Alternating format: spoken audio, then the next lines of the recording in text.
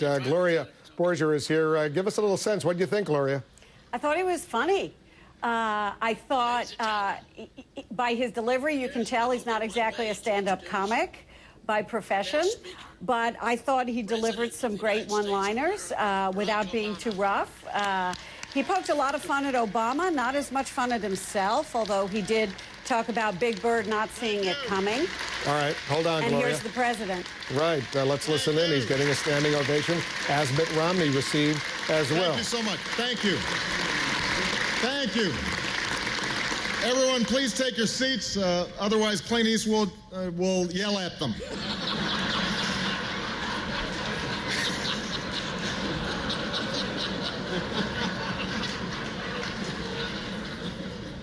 Thank you to Al and Nan, to Your Eminence, Governor, Ms. Romney, Governor Cuomo, Mayor Bloomberg, Senator Schumer, all the distinguished guests who are here.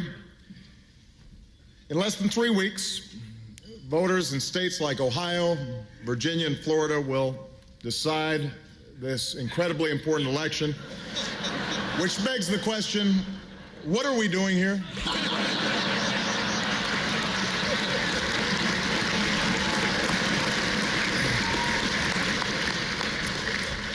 Of course, New Yorkers also have a big choice to make. You have to decide which one of us you want holding up traffic for the next 4 years. Tonight, I am here with a man whose father was a popular governor and who knows what it's like to run a major northeastern state and who could very well be president someday, and I'm hoping it is Andrew Cuomo.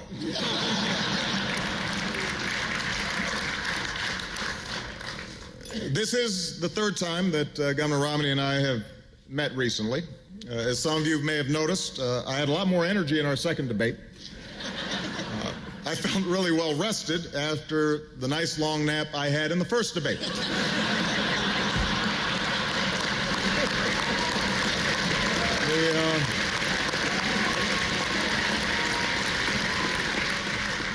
Although it turns out millions of Americans focused in on the second debate who didn't focus in on the first debate, and I happen to be one of them.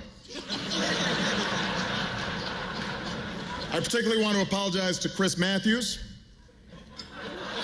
4 years ago, I gave him a thrill up his leg. This time around, I gave him a stroke.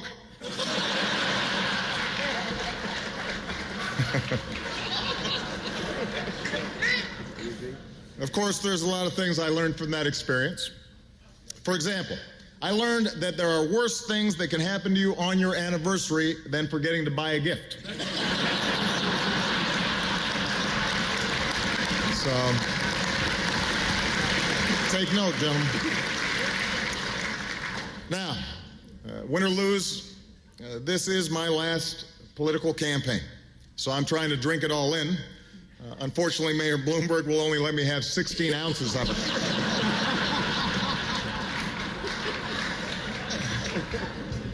But that's okay. I'm still making the most of my time in the city.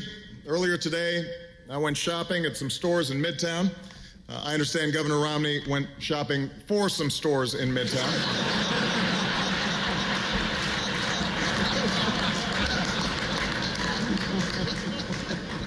And it brought back some great memories because some of you know I went to school here in New York. Had a wonderful experience here. Used to love walking through Central Park. Loved to go to Old Yankee Stadium, the house that Ruth built, although he really did not build that. I hope everybody's aware of that.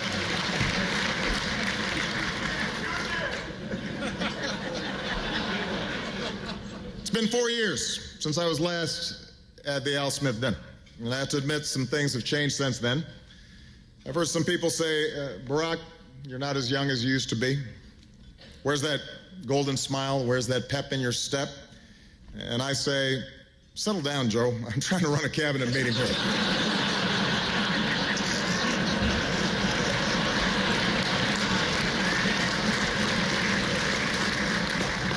He does smile when he says it, though. Tomorrow, it's back to campaigning. I visit cities and towns across our great country. And I hear the same thing everywhere I go. Honestly, we were hoping to see Michelle. And I have to admit, it can be a grind. Sometimes it feels like this race has dragged on forever. But Paul Ryan assured me that we've only been running for 2 hours and 50-something minutes.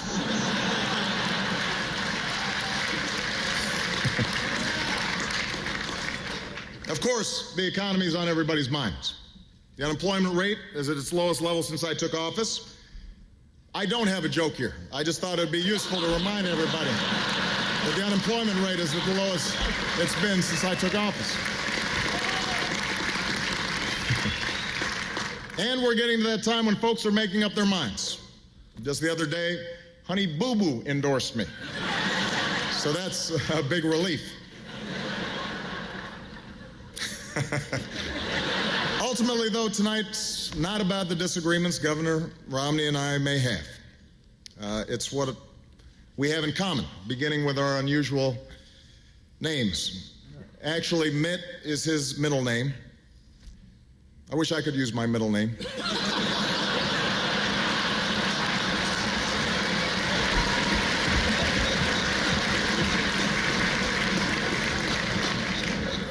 And even though we're enjoying ourselves tonight, we're both thinking ahead of our final debate on Monday. I'm hoping that Governor Romney and I will have a chance to answer the question that is on the minds of millions of Americans watching at home. Is this happening again? Why aren't they putting on The Voice? Now, Monday's debate is a little bit different because the topic is foreign policy. Spoiler alert, we got bin Laden.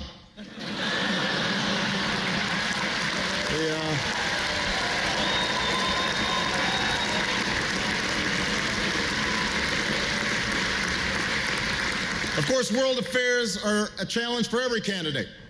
After, some of you guys remember, after my foreign trip in 2008, I was attacked as a celebrity because I was so popular with our allies overseas. And I have to say I'm impressed with how well Governor Romney has avoided that problem.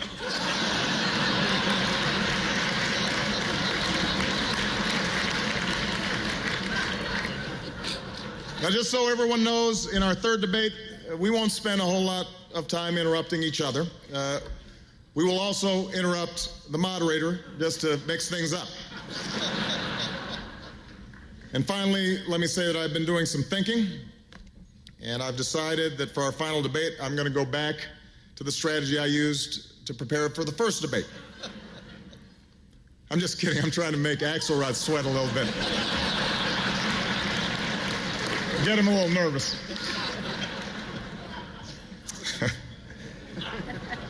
In all seriousness, I couldn't be more honored to be here this evening. I'm honored to be with leaders of both the private and public sectors, and particularly the extraordinary work that is done by the Catholic Church. You know, it's written in Scripture.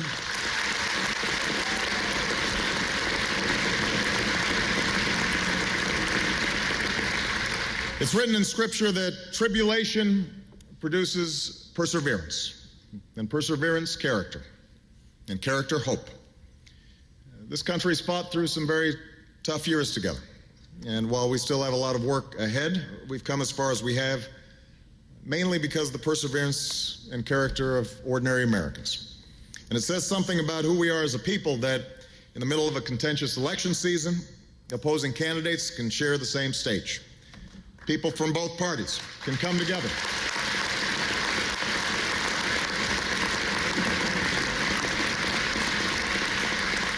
Come together to support a worthy cause. And I particularly want to thank Governor Romney for joining me because I admire him very much as a family man and a loving father. And those are two titles that will always matter more than any political ones. So,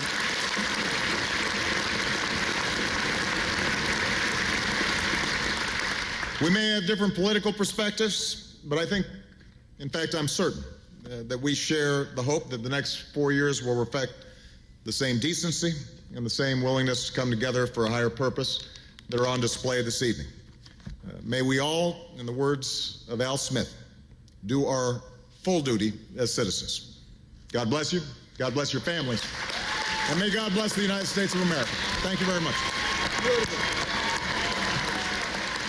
All right, there he is, the President of the United States. Like Mitt Romney, a little self-deprecating humor, a little humor at the expense of his Republican challenger. There, they're shaking hands.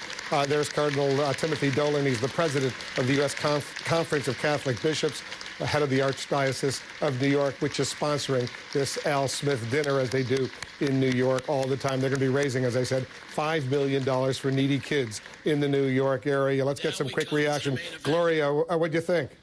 I thought he was funny. I thought he was great. I thought he was self-deprecating, as was Romney at points, talking about the nap he took during the first debate, made some fun of his vice president, made some fun of Mitt Romney, and ended up on the same note that Mitt Romney did, which is talking about civility in politics, which we seem to reserve these days for events like this, sadly.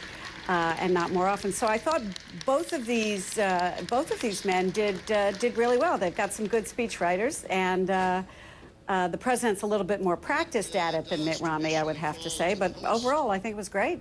I think they were both pretty good. Ross Douthat is with us as well. Ross, you know what? It leaves everybody with a pretty good feeling, especially in the aftermath of that very, very bitter debate the other night. Yeah, I mean, if we're scoring it, I guess I'd say that Romney maybe had the slightly better one-liners, but Obama did better at being self-deprecating. I think if I'd been Romney's speechwriter, I might have done a little more, a few more sort of self-deprecating jokes about Romney's wealth. You know, that never goes over badly, I think, at events like this. But overall, I think they sort of played to a draw. It was, you know, it was not a completely politics-free event. You noticed the president mentioning that bin Laden is dead and mentioning the unemployment rate. And obviously, I thought Romney's most creative joke was the one about Pope Benedict, you know, blaming John Paul II for all his problems, a sort of dig at the president's tendency to mention that George W. Bush was president before him from time to time. But, yeah, overall, it was obviously a feel-good evening. Yeah, and the president reminded everybody, especially in New York City, spoiler alert, he said, we did get bin Laden. Tanya, what did you think of this, the both of these candidates? How did they do? I agree with the whole panel. I think they were both very funny, but I am going to take issue a little bit because I think that the governor's speech was really pretty pointed. I think, Wolf, you said at the outset that you didn't expect either of these candidates to talk about abortion. Governor Romney made it was really clear that he was trying to point out to this audience that this was a pro-choice president who's having a battle right now with Cardinal Dolan over reproductive access and reproductive freedom for women. And so I think that you know, certainly it was not totally apolitical. We weren't expecting that. But I thought that Romney was a little edgier. You know, I think that his version of being self-deprecating is sort of like the Donald Trump version of being self-deprecating. I'm only a little bit great, and the other guy really kind of sucks. But you know what? It was fun. It was fun.